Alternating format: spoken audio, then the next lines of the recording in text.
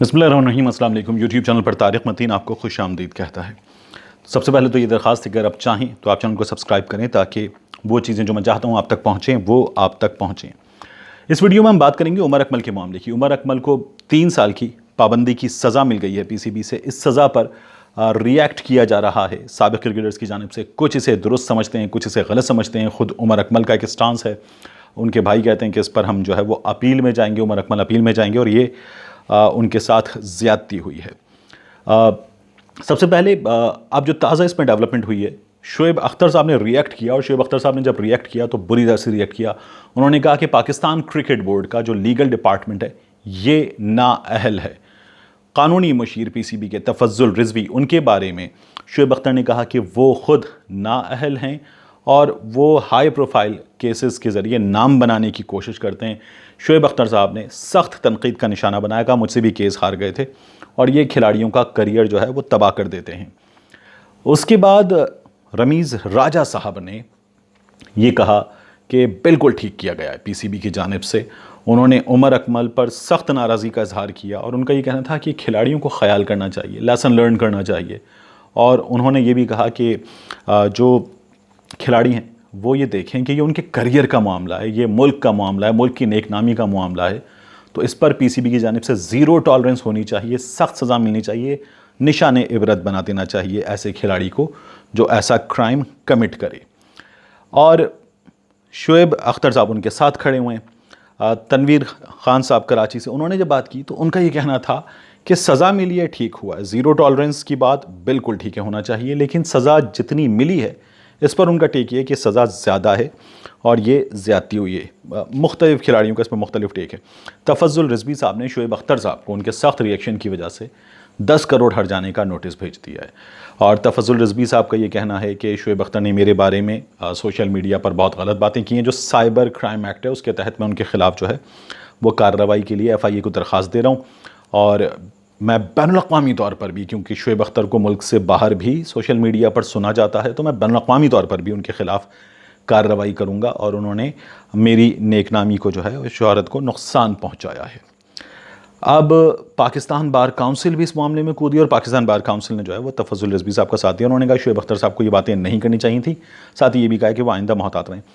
आसिफ महमूद साहब ने कहा कि खिलाड़ियों के लिए इसमें लेसन है। अब लेसन है और बाकी जो चीज़ें हैं इन पर बात कर लेते हैं। शुएब अख्तर को सज़ा ठीक, शुएब अख्तर का जो रिएक्शन है वो कि ये सज़ा गलत हुई है और उमर अकमल के साथ ज़्यादती हुई है, इस पर अगर बात करें तो उमर अकमल के साथ मेरी राय में ज़्यादती हुई है, यानी ये मैं आपको बताऊं, मुझे लगता है कि ये ज़्यादती हुई उमर अकमल के साथ। उमर अकमल को सज़ा मिलनी चाहिए, इस पर दो राय नहीं हो सकती।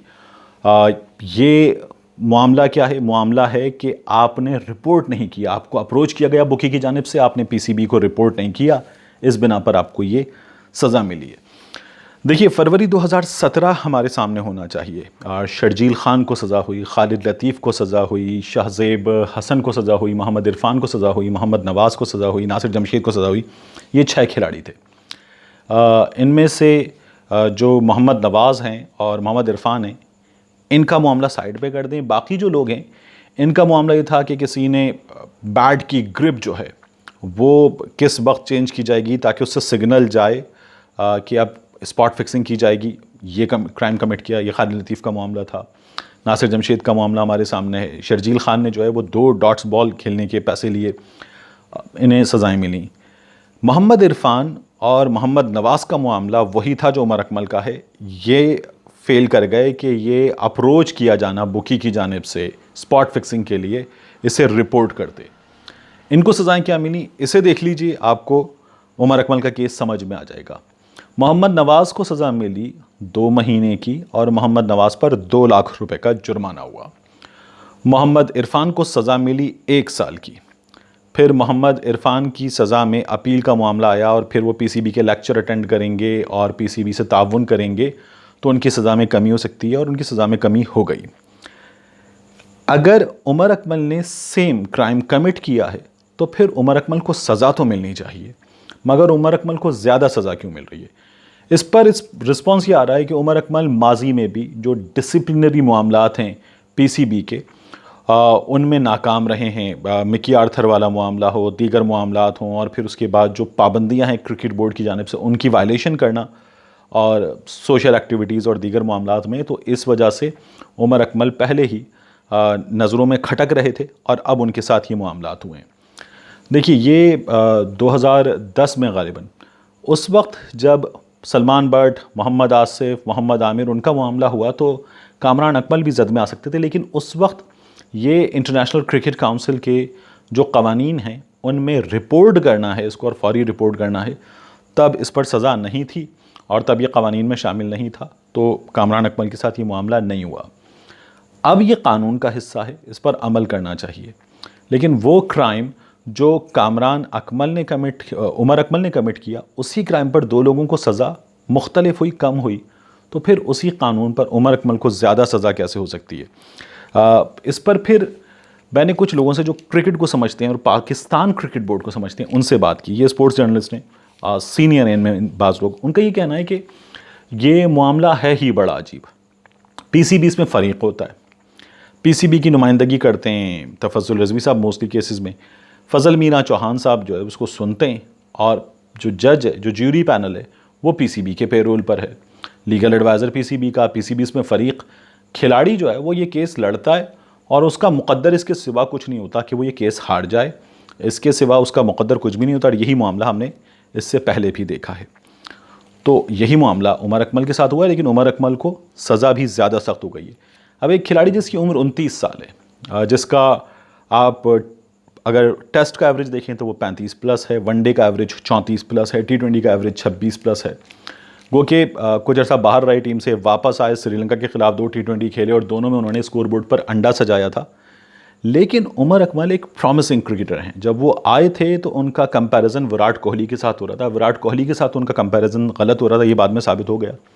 लेकिन पाकिस्तान क्रिकेट बोर्ड को जो दस्तयाब टैलेंट है, उस दस्तयाब टैलेंट में उमर अकमल कोई बहुत बुरी चॉइस नहीं है। अगर वो बेस्ट अवेलेबल ऑप्शन नहीं है तो बहुत बुरी भी चॉइस नहीं है। उमर अकमल का आगे फ्यूचर है, 3 साल की पाबंदी उनके साथ ज़्यादती है। तो ये मेरा टेक था इस पर। अब साथ में कुछ लोगों ने जो कुछ सवालात किए हैं उन पर मेरी कोशिश होती है कि मैं जवाब दूं। इससे पहले मैं 2-3 वीडियोज़ में जवाब नहीं दे सका, तो उस पर बात कर लेते हैं। ये जो वीडियो थी नैब ऑर्डिनेंस के हवाले से, इस पर यूफन, इनका नाम यही ज़ाहिर हो रहा है, इन्होंने कहा कि आपने खामियों की निशानदही की, कुछ पॉइंट्स बताए, लेकिन कुछ खूबियाँ भी हैं इस नैब ऑर्डिनेंस में, उनकी आपने निशानदही नहीं की, आपको वो भी बताना चाहिए था। तो देखिए, एक तो ये जो 8, 10, 11 मिनट होते हैं यही महदूद होते हैं, और फिर उसके बाद जिस वक्त मैं चीज़ें बता रहा था, मैंने कुछ चीज़ें मालूम की, इस पर कुछ चीज़ें अभी और सामने आनी हैं। ये अभी डेवलपिंग स्टोरी है, तो ये अभी कुछ चीज़ें और सामने आएंगी। इस पर अभी कुछ और वीडियोज़ में आप देखेंगे, और यकीनन जो चीज़ें अच्छी हैं उनकी निशानदेही होनी चाहिए। आपने सही पॉइंट आउट किया। एहसन चौधरी साहब ने मुझे बड़ी शफ़क़त से हमेशा मुखातिब करते हैं, कहा कि बेटे वीडियो आपने जल्दी बना दी, अभी कुछ चीज़ें सामने होंगी और इसकी मज़ीद वाज़ेह होंगी।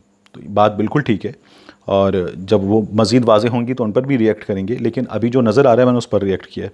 ज़ुबैर फ़रीद साहब ने कहा कि मॉनिटरिंग जज बनाया गया, मियाँ नवाज़ शरीफ का मामला था, वज़ीर आज़म को चलता कर दिया, फिर उसके बाद जिस तरह से हुआ है उन्हें लगता है ये ज़्यादती हुई है।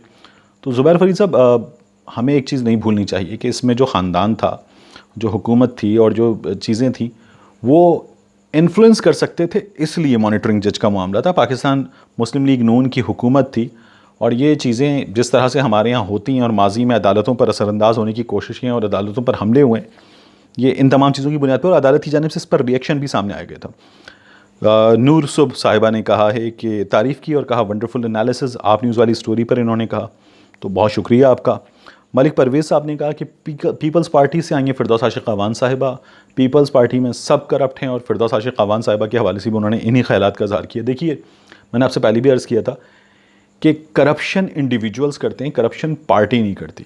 तो पार्टी को अलग रखना चाहिए, इंडिविजुअल्स को अलग रखना चाहिए। पीपल्स पार्टी हो, मुस्लिम लीग नून हो, PTI हो, सब में अच्छे बुरे लोग हर जगह मौजूद हैं।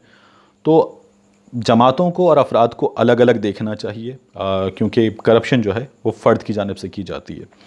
बाकी आप मुझे कमेंट करके बताते रहें, आप सवालात करते रहें, मेरी कोशिश होगी कि मैं उनके जवाब दूँ।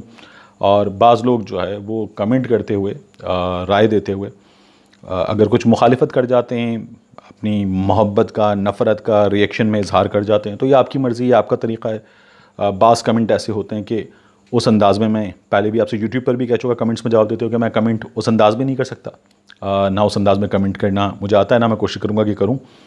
तो आप मुखालिफत भी करें, जो चाहें आप कहें, क्योंकि आपकी अपनी सियासी वाबस्तगी हो सकती है, आपके पसंदीदा नापसंदीदा सियासतदान हो सकते हैं, अफराद हो सकते हैं, तो उनसे मोहब्बत की बुनियाद पर, मुझसे मुखालिफत की बुनियाद पर आप कमेंट कीजिए, लेकिन हमें शाइस्तगी का दामन कोशिश करना चाहिए कि हम हाथ से ना छोड़ें। बाकी मैं ऐसे लोगों को भी कमेंट और रिएक्ट ज़रूर कर देता हूँ, मगर वो लैंग्वेज जिसमें वो रिएक्ट कर रहे हैं और कमेंट कर रहे हैं, उस लैंग्वेज में मैं नहीं कर सकता। बाकी आप मुझे गाइड करते रहिए और मैं इंशाल्लाह कोशिश करूँगा कि आपको अपडेटेड रखूँ और ये जो वीडियोज़ हैं अपनी, ये आप तक पहुँचाता रहूँ। Thank you very much.